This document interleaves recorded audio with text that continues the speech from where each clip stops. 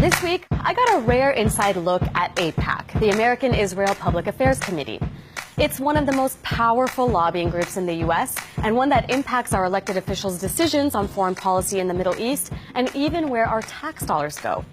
I attended their annual conference, which drew 18,000 supporters and every major presidential candidate except for Bernie Sanders.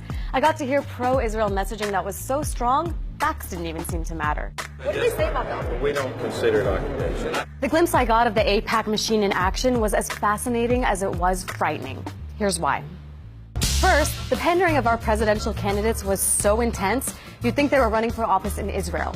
America can't ever be neutral when it comes to Israel's security or survival. America will stand unapologetically with the nation of Israel. I'm a newcomer to politics, but not to backing the Jewish state. Even though he previously said he would be neutral on the question of Israel and Palestine, Trump totally flipped the script at Aipac and basically regurgitated their talking points. And he even prepared a speech for once. When I become president, the days of treating Israel like a second-class citizen will end on day one. Nothing quite got standing ovations at Aipac like slamming the Iran deal. This is a deal that Aipac lobbied hard against and spent millions trying to defeat, yet failed. When questioned outside the conference, Aipac supporters said things like this. At the end of the day, the deal did pass. But inside, it was a different story. On the first day in office, I will rip this catastrophic Iranian nuclear deal to shreds. Another popular way to rally the crowd was by dehumanizing Palestinians and blaming them for the absence of peace.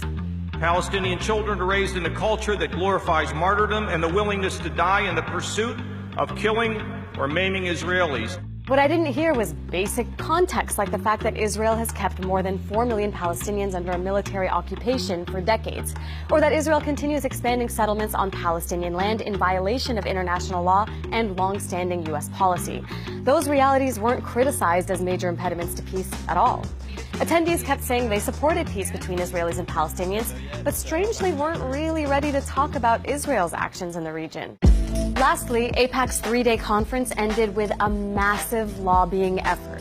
Literally hundreds of Americans were bused to Capitol Hill to urge their elected officials to keep supporting Israel. Our purpose is to talk about Israel. Nothing specific to your communities there. Nothing specific to our communities. Even high schoolers were assigned Aipac talking points. AIPAC has like its 3 goals. So personally, I'm talking on the first topic, which is about Iranian aggressions. Aipac's message to U.S. politicians is simple. Support Israel and we'll support you.